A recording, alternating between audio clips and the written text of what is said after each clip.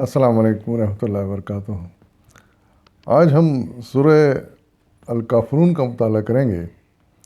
اس کی 6 آیات ہیں۔ اس کی قرأت اور ترجمہ لے کر میں اس وقت حاضر ہوں، سماعت فرمائیے۔ اعوذ باللہ من الشیطان الرجیم، بسم اللہ الرحمن الرحیم۔ قل یا ایھا الکافرون لا اعبد ما تعبدون ولا انتم عابدون ما اعبد ولا انا عابد ما عبدتم ولا انتم عابدون ما اعبد لکم دینکم ولی دین۔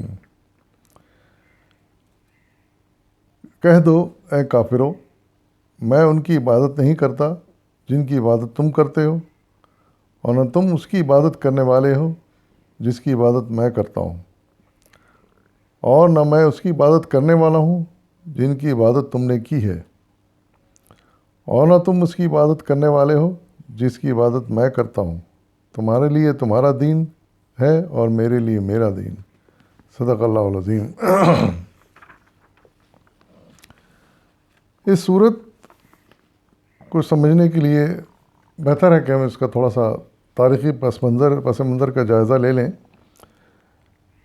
اس بارے میں مولانا نے اپنے تعارف میں تحریر فرمایا ہے۔ آپ لکھتے ہیں کہ مکہ معظمہ میں ایک ایسا دور گزرا ہے جب نبی صلی اللہ علیہ وسلم کی دعوت اسلام کے خلاف قریش کے مشرک معاشرے میں مخالفت کا طوفان تو برپا ہو چکا تھا، لیکن ابھی قریش کے سردار اس بات سے بالکل مایوس نہیں ہوئے تھے کہ حضور کو کسی نہ کسی طرح مصالحت پر آمادہ کیا جا سکے گا۔ اس لیے وقتاً فوقتاً وہ آپ کے پاس مصالحت کی مختلف تجویزیں لے کر آتے رہتے تھے تاکہ آپ ان میں سے کسی کو مان لیں اور وہ نزاع ختم ہو جائے جو آپ کے اور ان کے درمیان رونما ہو چکا تھا۔ اس سلسلے میں متعدد روایات احادیث میں منقول ہوئی ہیں۔ حضرت عبداللہ بن عباس کی روایت ہے کہ قریش کے لوگوں نے رسول اللہ صلی اللہ علیہ وسلم سے کہا، ہم آپ کو اتنا مال دے دیتے ہیں کہ آپ مکہ کے سب سے زیادہ دولت مند آدمی بن جائیں گے۔ آپ جس عورت کو پسند کریں اس سے آپ کی شادی کیے دیتے ہیں۔ ہم آپ کے پیچھے چلنے کے لیے تیار ہیں، آپ بس ہماری یہ بات مان لیں کہ ہمارے معبودوں کی برائی کرنے سے باز رہیں۔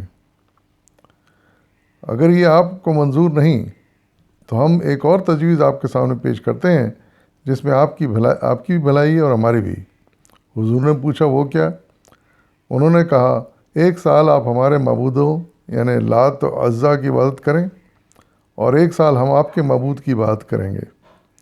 حضور نے فرمایا اچھا ٹھہرو، میں دیکھتا ہوں کہ میرے رب کی طرف سے کیا حکم آتا ہے۔ پھر تھوڑے توقع کے بعد آپ نے یہ صورت اور اس کی آیات تلاوت فرمائی اور یہ صورت آپ پر نازل ہوئی، قل یا ایھا الکافرون۔ اور پھر آپ نے یہ صورت ان کو سنائی اور کافروں کو ان کی باتوں کا اس طرح جامع جواب دے دیا۔ جیسا کہ ہم ترجمے میں پڑھ چکے ہیں کہ سیدھے سادہ رسول اللہ صلی اللہ علیہ وسلم نے انکار کیا ہے اس بات سے جو تجویزیں وہ لے کر آ رہے تھے کہ آپ ہمارے معبودوں کی بات کر لیں، ہم آپ کے معبود کی بات کر لیں گے۔ تو یہ سراسر ناقابل تسلیم بات ہے۔ صاف انکار کر دیا حضور صلی اللہ علیہ وسلم نے کہ نہ میں ایسا کر سکتا ہوں، نہ تم مجھے پتہ ہے کہ نہ تم کرنے والے ہو، تو ٹھیک ہے تمہارا دین تمہارے لیے، میرا دین میرے لیے۔ ایک بالکل سیدھا سادہ سا جواب دیا تھا حضور صلی اللہ علیہ وسلم نے، اور بڑا جامع جواب دیا تھا۔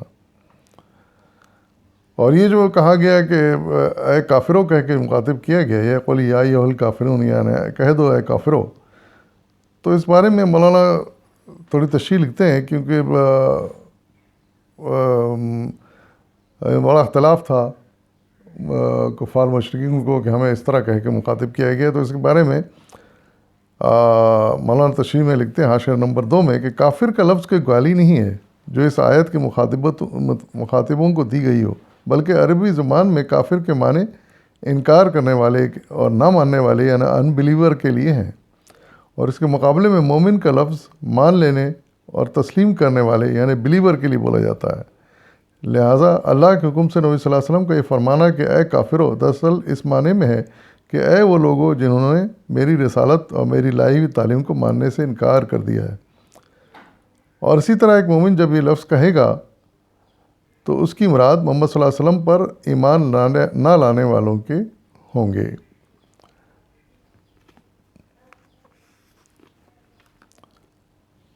بہرحال تو اس طرح یہ صورت بڑی اہمیت اختیار کر جاتی ہے کہ صلی اللہ علیہ وسلم نے بالکل برات کا اظہار کیا ہے ان کافر مشرکوں سے، اور کوئی گنجائش باقی نہیں رکھی کیا وہ اس معاملے میں کوئی مصالحت ہو سکے۔